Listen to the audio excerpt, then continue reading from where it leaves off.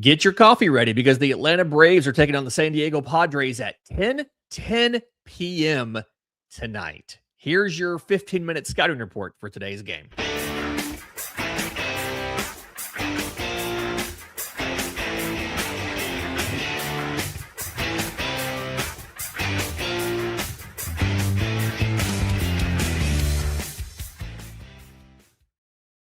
Yes, this is your Braves Today Scouting Report, a production of the Believe Podcast Network and presented to you by FanDuel. I'm Lindsey Crosby. In the next 15 minutes, we're breaking down everything you need to know before first pitch. Today, it's the Braves and the San Diego Padres in the series opener. So let's get into it. We're going to cover the both starting pitchers, what pitches they throw, how they attack hitters. We're going to cover the bullpen. We're going to do all of that.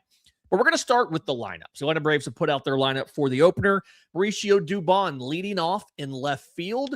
This is something that Atlanta has started doing the last couple of days, and they like Dubon up there, so they're going to keep him going. Drake Baldwin behind the plate batting second, followed by Matt Olson at first base batting third. Ozzie Albies, the cleanup hitter at second base.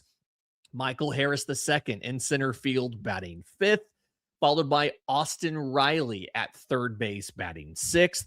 You have the designated hitter is Dominic Smith batting seventh. He's moved down a little bit because that bat's been a little bit cool recently. Mike Yastrzemski in right field batting eighth, followed by Jorge Mateo at shortstop batting ninth. Again, it is Dubon, Baldwin, Olson, Albies, Harris, and Riley, Smith, Yastrzemski, and Mateo. On the mound for the Atlanta Braves, Grant Holmes, 4-3 with a 4.33 ERA. And what to know here, 20.3% strikeout rate, 10.7% walk rate. So he's gotten a little bit more spread, but still, strikeout rate gets down towards 20%. You start to get a little bit nervous about how things are working. It feels really low for a guy that has stuff like his. Against lefties, 35% usage of both the four-seamer and the slider. That is the main pairing. And then after that, it's sprinkling in everything else. 11% curveball, 9% cutter, 8% changeup, 3% sinker. Against righties, even more pronounced slider usage, 46%. He follows that with the four-seamer at 31%, 17% usage of a sinker, 3% of the cutter, and 2% of both the changeup and the curveball. The thing to watch with Grant Holmes, and I'm really curious to see what he does with that sequencing, because he's been changing on his own the second time through the order what he's been doing, and he has very, very pronounced splits for the second time through the order. We've heard of the third time through the order penalty. For Holmes, it's the second time through. So when he faces a lineup for the first time, it's a 583 OPS. He is allowing a batting average below 200 and on base and slug that are both below 300. The second time through the order, 320 average, 395 on base, 660 slug. It's a 1055 OPS. And sometimes he's changing the sequencing the second time through the order, despite them not really doing anything against it the first time through. I want to see Grant Holmes be a little more willing to stick with what works and make opposing hitters change, like make them adjust to it and force a change. Don't willingly change your sequencing the second time through, anticipating them having success if you do the same thing again, right? Stick to the slider fastball attack until they start to hit it and then make the change. Don't proactively change. So we'll see what Grant Holmes does today. For the San Diego Padres, Fernando Tatis Jr. leads off. He is in right field. Important to point that out because he's played both right field and second base this year. Jackson Merrill in center field batting second. Manny Machado at third base batting third, followed by DH Gavin Sheets. Sheets is at DH so that they can fit Ty France in the lineup. He is batting fifth at first base, followed by Xander Bogaerts at shortstop, batting sixth. They have Will Wagner at second base batting 7th, and catcher Rodolfo Duran batting 8th, and left fielder Samad Taylor batting 9th. 3 lefties in this lineup batting 2nd, batting 4th, and batting 7th. So they prevent you from having a 3-batter run of one-handedness. On the mound for the San Diego Padres, Michael King, 4-6 with a 3.60 ERA. That is a bit of an overperformance from the inputs. It's a 4.77 expected ERA. It's a 4.36 FIP. Strikeout rate of 21%, walk rate of 10.1. Very, very in the same ballpark as Grant Holmes. So it's not like either starter has been dominating this year. When you look at what he's doing well, Michael King is doing a very good job of getting ground balls near a 50% ground ball rate. He's doing a very good job at taking the sting out of the swing with a hard hit rate just under 35%. That's 75th percentile. That is a common thing you see from guys that are using changeups a lot. So average exit velocity is also consequently low. Now, the thing that's interesting to me, high ground ball rate, low hard hit rate, low average exit velo, relatively speaking, yet he has a bad barrel rate. 9.9%. It's 22nd percentile. Tells me that when he gives up contact, it's in the air, it's going to be hard. So just because he's good at getting ground balls and he's good at getting soft contact doesn't mean you won't have it. It's really weird to see that, honestly. It's really weird to see a high barrel rate and a high ground ball rate and a low hard hit rate and a low average exit velocity.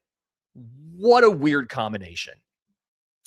But strikeout rate is fine. Whiff rate is just above average, but he's not doing it via a ton of chase. It's in the zone. It's zone misses. I find that interesting. When you look at how he attacks the hitters, again, it's against lefties. It's a very kind of static changeup dominant mix. Changeup is the number one pitch he's going to throw versus a lefty because it's going to be something that moves away from their bat, right? Sinker is the number 2 pitch. But that distribution, changer, then sinker, then four seam, then sweeper, doesn't really change during the context of the at-bat, other than when he's ahead in the count, he backs off on the sweepers, and when he has 2 strikes, he backs off on the sweepers to throw more four-seamers. But for the most part, it's roughly the same static mix all the way through the at-bat. Makes it really hard to sit on any specific tendency. Against righties, there is a little more movement. The sweeper is a much bigger part of this, which makes sense because the sweeper is going to break away from a righty. You're going to see a lot more swings and misses on the sweeper to a righty. He does ramp up that sweeper use when he is ahead in the count. He doesn't really ramp it up when he has 2 strikes, which is interesting. When he has 2 strikes, the pitches he goes to some more, it's the four-seamer and the changeup. He maintains the same sweeper usage. He cuts back on sinkers, and all that extra usage goes to the four-seamer and the changeup. Found that really interesting. Other than that, he's throwing a lot of sinkers early in the count when he's behind in the count. When you look at kind of how he's attacking hitters, if you're a lefty, watch. There's no guarantee you're going to get a first pitch strike. It's pretty much even between first pitch strike and first pitch ball. And obviously that's going to kind of dictate how the at-bat goes. Although I will say the only real difference, he's still mostly going to throw you a changeup on 0-1 or 1-0. The difference is, and the sinker is going to be the second pitch. The difference there is going to be, if you're a lefty, is the third pitch going to be a sweeper, which is what happens on 1-0, or is it going to be a four-seamer, which happens when it's 0-1? That's going to be the real difference there. If you're a righty, it is a very, very strong inclination to throw you a first pitch strike. So there's a little more ambush opportunities. And again, when he gets ahead of you as a righty, that's when he ramps up that sweeper usage. So if you're a guy who doesn't hit sweepers well, it's in your best interest to try and jump on that first pitch, ambush that first pitch while he's still not throwing a ton of sweepers. try to prevent him from getting into that bag and really unleashing that pitch, which again, when he's ahead in the count as a righty, that sweeper usage goes from like 26% to close to 40%, right? Bullpen status for both teams. Atlanta's in a pretty good place here, right? Ronaldo Lopez covered the rest of the game yesterday after Bryce Elder went 6. So 58 pitches, he's down for a couple days. 58 pitches for 3 innings, actually. It's not that efficient, but he's down for a couple days. Your leverage arms pitched either Friday or Saturday, or in the case of Dylan Lee, both. They've all had a day off. Your medium leverage guys, James Karinchak threw 10 pitches on Saturday. Dylan Dodd hasn't pitched since at least early last week, so he's completely fresh here. Carlos Carrasco, your long man, threw 55 on Wednesday. He's also well rested and available. So the only, maybe they try to stay away from Didier Fuentes for one more day. He threw 28 pitches on Saturday. He's probably good to go, but you never know. Really, the only guy who's probably out today is Ronaldo Lopez. The Brewers. The Padres, little bit of a rougher situation here. David Morgan's had 2 days off. Everybody else threw in the last couple days. They threw on Saturday or on Sunday.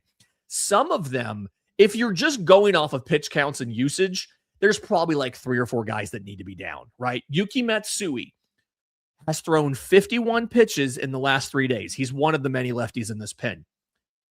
51 pitches in the last 3 days, but 34 of them were on Friday. He had Saturday off, and then he threw 17. So odds are they're probably not afraid to use him, despite the fact he's thrown 51 pitches in the last 3 days. You look at Kyle Hart. He's coming off of a back-to-back for Saturday and Sunday, but it was a combined 21 pitches. They probably aren't worried about going to him. Ron Marinaccio pitched yesterday through 15 pitches. They're probably not afraid to go to him.